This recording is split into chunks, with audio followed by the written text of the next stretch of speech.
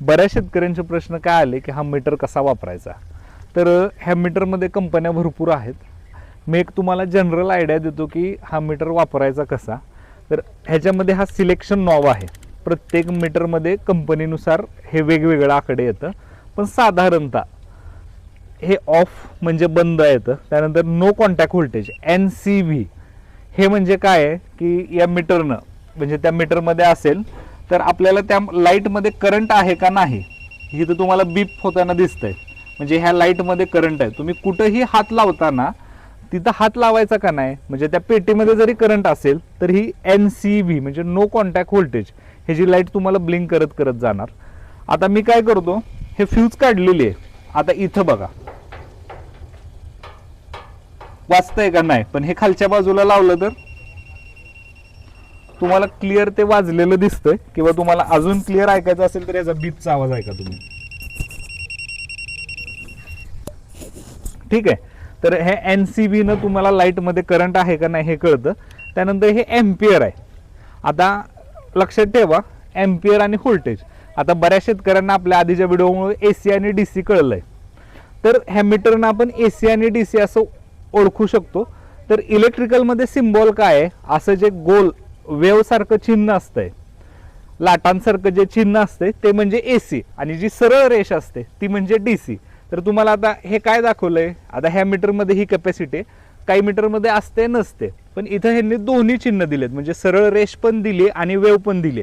म्हणजे जे काय आपण A म्हणजे काय एम्पियर म्हणजे करंट, ती मोटर किती एम्पियर करंट ओढून घेते. तर तुम्हाला त्यासाठी ह्या A वर धरावं लागेल. हे A वर केलं. एम्पियर कसं मोजायचं आपण, तर त्या वायरमध्ये हे मीटर अडकवलं. मी तुम्हाला प्रॅक्टिकली पण दाखवतो की हे एम्पियर दाखवतो.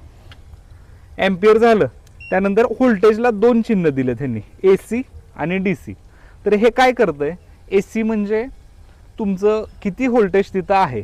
आता हे आपल्याला मीटर पण दाखवतं, पण हे मीटर आपल्याला दोनच ह्याच्यातलं दाखवतं. तर आपल्याला बाकीच्या ह्याचं पण व्होल्टेज चेक करायचं आहे. तर व्होल्टेज चेक करताना ह्या लीडचा वापर करायचा. V वर ठेवायचं. मीटर असं कुठंतरी अडकवून घ्यायचं. सपोज आता मी इथं अडकवून घेतलंय, मी तुम्हाला प्रॅक्टिकली दाखवतो. आणि ज्या फ्यूजमधलं तुम्हाला म्हणजे R2Y, Y2B आणि R2B हे व्होल्टेज मोजू शकता. विथ रिस्पेक्ट टू न्यूट्रल जर चेक करायचं असेल तर तुम्ही एक वायर न्यूट्रलला जोडा आणि फेजला. आपण 6 प्रकारे व्होल्टेज मोजू शकतो आपल्या पेटीतलं.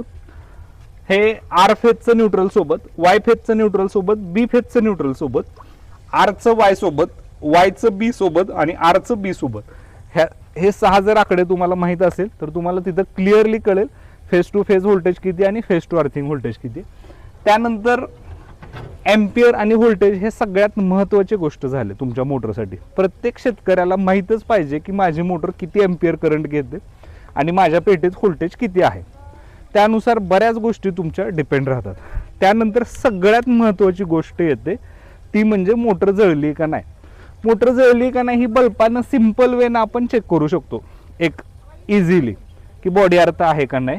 त्याची मेथड मी तुम्हाला नेक्स्ट व्हिडिओमध्ये सांगतो. पण ह्या मीटरनं आपण मोटर जळली का नाही हे कसं चेक करू शकतो. तर मोटरचे 2 प्रकार आहेत, 3 फेज आणि सिंगल फेज. सिंगल फेज आणि 2 फेज हे बऱ्यापैकी एकसारखंच नेचरचं असतं, फक्त थोडासा त्यामध्ये फरक आहे म्हणजे वाइंडिंगमध्ये. तर आपण आता ओघमपणे धरूया, म्हणजे सिंगल फेज, 2 फेज, 3 फेज ही मोटर आपल्याला चेक करायची आहे. तर आपण एक आयडिया कशी येऊ शकते मीटरनं, तुम्ही जर हे रेझिस्टन्सवर घेतलं म्हणजे कंटिन्युटीवर, तर हे त्या दोन्ही मधला रेझिस्टन्स दाखवतं. आता मी हे बघा शॉर्ट करतोय 0.01 म्हणजे हा कॉन्टॅक्ट अगदी 0 दाखवतोय, म्हणजे मी हे 2 आकडे शॉर्ट केले. आता आपल्याला काय करायचंय की हे मीटर रेझिस्टन्सवर घ्यायचंय. मी इथं घेतलंय आणि आता ही मोटर आहे ही 2 फेजची आहे, बरोबर आहे. तर आपल्याला आता ह्या मोटरचं वाइंडिंग चेक करायचं आहे. मोटरचं वाइंडिंग म्हणजे काय असतं की आतमध्ये कॉपर त्यांनी गुंडाळून त्या 3 वायरी बाहेर काढलेल्या असतात आणि मोटरपासून लाल, पिवळी, निळी अशा वायरी आपल्याला 3 बाहेर काढलेल्या असतात. तर त्या 3 मध्ये कंटिन्युटी येते का नाही. तर 3 फेज मोटरचं कसं असतंय की तिन्ही म्हणजे लाल वायरचं पिवळी सोबत, पिवळीचं निळी सोबत आणि लालचं निळी सोबत 3 फेज मोटरचा तिन्ही रेझिस्टन्स सेम असतो. साधारणतः 5 HP मोटरला इथं तिन्ही वाइंडिंग मध्ये 4 हा आकडा दाखवतो, म्हणजे 4 ओहम हा रेझिस्टन्स असतो. सिंगल फेजचा आपण जी काही कॉमन वायर काढलेली आहे पिवळी किंवा निळी, आता ज्याच्या त्याच्यानुसार डिपेंड आहे, तर लाल पिवळी, पिवळी निळे आणि लाल निळे अशा तिन्हीचा रेझिस्टन्स हा साधारणतः वेगवेगळा असतो. आता ही सिंगल फेज मोटर आहे, तुम्हाला इथं आकडे दिसतात का नाही बघा. मी इथं लाल आणि पिवळीचा आकडा दाखवतो. 3.3 ओहम येतो. त्यानंतर पिवळी आणि निळीचा बघा 2.1 ओहम येतोय. त्यानंतर लाल आणि निळीचा बघा 2.1 ओहम येतोय. तर आपल्याला एक अंदाजे हे कळू शकतं की ही मोटर एकदम ओके आहे. आपण चालवून पण बघितले, पण याच्याऐवजी सपोज 0 ओहम येत असेल लाल आणि पिवळीचा, तर ते शॉर्ट आहे आतमध्ये कुठं, तर त्याच्यामध्ये वाइंडिंगच नाही, म्हणजे ते दोन जॉईंट एकमेकांना कुठंतरी चिटकलेत, कळू शकतं. किंवा रेझिस्टन्स खूप जास्त येतो किलो ओहम मध्ये, ओहम न येता किलो ओहम म्हणजे 1000 मध्ये, तर ते कुठंतरी ओपन आहे.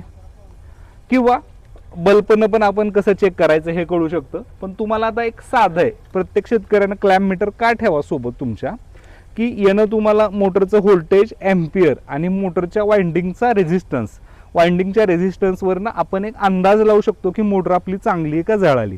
मोटर जळाली का नाही हे चेक करण्यासाठी वर काढून, म्हणजे मेगरची पद्धत आहे, मल्टीमीटरची पद्धत आहे, क्लॅम्प मीटरची पद्धत आहे, बल्बची पद्धत आहे. खूप साऱ्या मेथडनं आपण मोटर जळली का नाही हे चेक करू शकतो. पण यानं पण एक आपल्याला आयडिया येते. ह्या मीटरचा फायदा काय, तुम्हाला तुमच्या पेटीतले 6 व्होल्टेज हे कळू शकतात. मोटरचं व्होल्टेज, मोटर घेत असलेली एम्पियर. आता 3 फेजची मोटरनं आयडियली, मोटर 3 फेजची आहे तर तुमच्या तिन्ही फेजचं एम्पियर हे एकसारखं घ्यायला हवं. म्हणजे 5 HP ची मोटर 10, लालचा 10, पिवळीचा 10, निळीचा 10, तिन्ही जर त्यात कमी जास्त असेल तरी तुम्हाला काय एरर हे कळू शकतं. सिंगल फेजच्या मोटरचा करंट हा कमी जास्त असतो. तो कसा असतो आपण आधीच्या व्हिडिओमध्ये सांगितलंय, किंवा तो कॅपॅसिटरनं कसा मॅच करायचा हे आपण अजून इन डिटेलमध्ये बघूया. पण ह्या मीटरचा फायदा काय हे तुम्हाला कळलं का. मोटरचं व्होल्टेज, एम्पियर आणि नो कॉन्टॅक्ट व्होल्टेज. आता हे खूप हायर व्हर्जन आहे. जर तुम्ही लोअर मॉडेल घेतलं स्वस्तातलं, म्हणजे एक 400 रुपयेवाला बसतं, की ज्याच्यामध्ये हे NCV येत नाही, त्यामध्ये तुम्ही फक्त मोटरचा व्होल्टेज, एम्पियर आणि वाइंडिंगचा रेझिस्टन्स ह्या 3च गोष्टी चेक करू शकता. त्याच्यापेक्षा थोडं हायर घेतलं तर यामध्ये पण बरेच प्रकार आहेत. पण शेतकऱ्यांसाठी ते 400 रुपयाचं मीटर योग्य आहे. हे हायर मॉडेल आहे. पिवळं छोटं मॉडेल येतं, त्याचा मी फोटो तुम्हाला खाली टाकून देतो. आणि जर तुम्हाला मीटर पाहिजेत असेल तर आमच्या दिलेल्या पत्त्यावर तुम्ही संपर्क साधा. पण मीटर हे तुम्हाला कुठेही मिळू शकतं, पण ते वापरायचं कसं हा ह्याची सगळ्यात महत्त्वाची माहिती आहे. तुम्ही ते वापरायला शिका आणि त्याची माहिती करून घ्यायला शिका. या व्यतिरिक्त जर काय डाऊट असेल तर आमच्या पत्त्यावर संपर्क साधा. धन्यवाद.